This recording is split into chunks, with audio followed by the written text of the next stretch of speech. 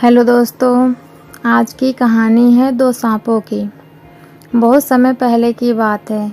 एक नगर में देवशक्ति नामक राजा रहा करता था। उसके पुत्र के पेट में एक सांप ने अपना डेरा जमा लिया था। पेट में सांप होने के कारण राजकुमार दिन प्रतिदिन कमज़ोर होता जा रहा था। यह देखकर राजा ने कई प्रसिद्ध वैद्य से उसका उपचार कराया, लेकिन राजकुमार के स्वास्थ्य में किसी तरह का भी सुधार नजर नहीं आया। राजकुमार के स्वास्थ्य के कारण राजा हमेशा परेशान रहता था। यह देखकर एक दिन राजकुमार अपने राज्य से दूर दूसरे राज्य में चला गया और मंदिर में भिखारी की तरह रहने लगा। राजकुमार जिस राज्य में गया था वहाँ बाली नामक राजा राज करता था। उसकी दो जवान बेटियां थीं।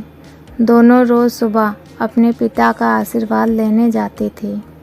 एक सुबह दोनों में एक बेटी ने राजा को प्रणाम करते हुए कहा, महाराज की जय हो, आपकी कृपा से ही संसार में सब सुखी है।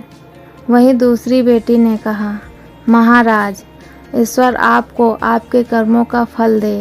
यह सुनकर राजा क्रोधित हो उठा और मंत्रियों को आदेश देता है, कठोर शब्द बोलने वाली इस लड़की की शादी किसी गरीब लड़के के साथ करा दो, ताकि ये अपने कर्मों का फल स्वयं चख ले।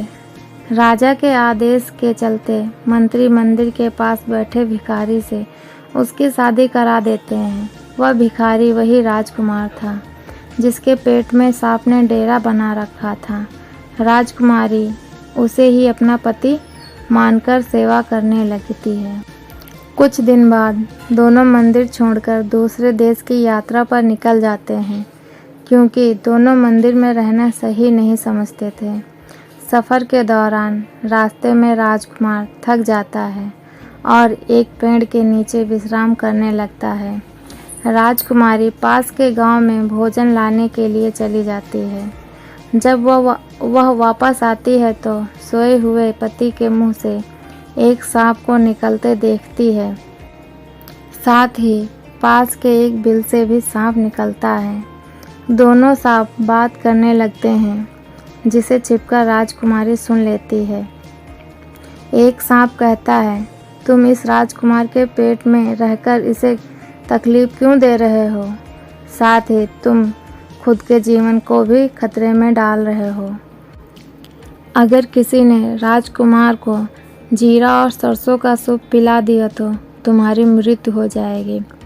फिर राजकुमार के मुंह से निकला सांप कहता है, तुम इस बिल में रखे सोने के घड़ों की रक्षा क्यों करते हो, जो तुम्हारे किसी काम की नहीं है?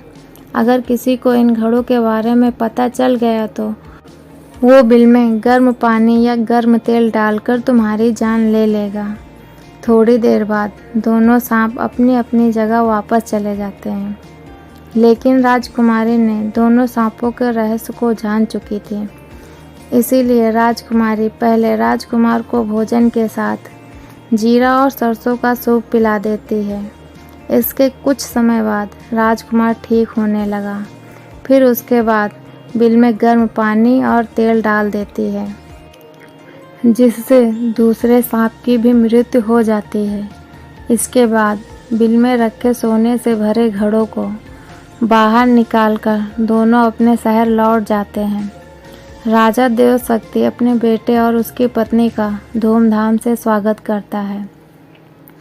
इस कहानी से यह सीख मिलती है कि अगर कोई किसी का बुरा सोचता है तो उसका भी बुरा होना तय है। सांप ने राजकुमार का बुरा सोचा तो उल्टा उसका बुरा हुआ। अगर मेरी ये कहानी आपको अच्छी लगी है तो प्लीज़ वीडियो को लाइक करें, चैनल को सब्सक्राइब करें और कमेंट बॉक्स में लिखकर बताएं कि हमारी ये कहानी आपको कैसी लगी। धन्यवाद।